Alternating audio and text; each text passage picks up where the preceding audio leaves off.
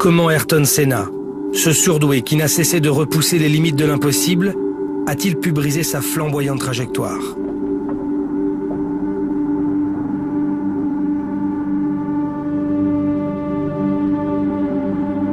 Premier accusé, le virage de Tamburello. De funeste mémoire pour l'ami de Senna, l'Autrichien Gerhard Berger, qui 5 ans auparavant a failli laisser la vie. J'ai foncé à près de 300 km/h droit dans le mur. Tout a explosé. J'étais en feu.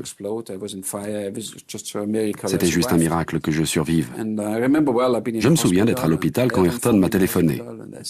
Je lui ai dit, la prochaine fois, Imola, il faut qu'on aille voir ce mur, parce que c'est vraiment terrible. Tu vas tellement vite, si tu heurtes ce mur, il sera difficile d'y survivre. Et quand nous sommes retournés à Imola, Ayrton et moi sommes allés examiner ce mur, à l'endroit où j'avais eu mon accident, pour voir si on pouvait déplacer ce mur.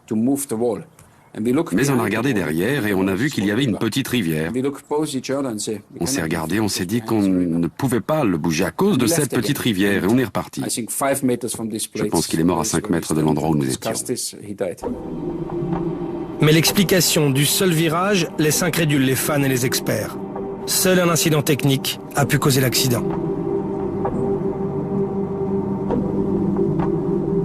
Et il a été très difficile de déterminer si la sortie de piste est due au bris de la colonne de direction, ce qui semble être le cas compte tenu de tous les éléments dont on disposait à l'époque, ou est-ce qu'elle s'est cassée après, mais on sait qu'il n'y a pas eu de défaillance humaine, que Senna n'était pas malade, qu'il ne s'est pas évanoui, que ce qui aurait pu être le cas, on le voit se battre avec sa voiture jusqu'au dernier moment, avoir une action sur le frein, sur l'accélérateur, sur tout ce qu'il pouvait faire. Et il l'a fait, mais ce qui le tue, c'est qu'il a la malchance de prendre dans le casque, dans la tête, un objet, enfin un bout de fer d'une suspension.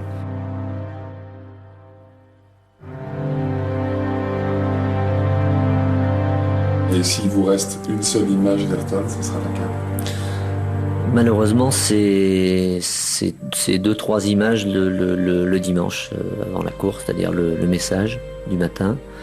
Quand il est venu me voir à l'heure du déjeuner, 2-3 minutes, et puis cette poignée de main qui est quand même inhabituelle avant la course, mais je suis passé devant lui, on s'est regardé, on s'est serré la main, et je lui ai souhaité bonne chance, et je m'en veux presque encore.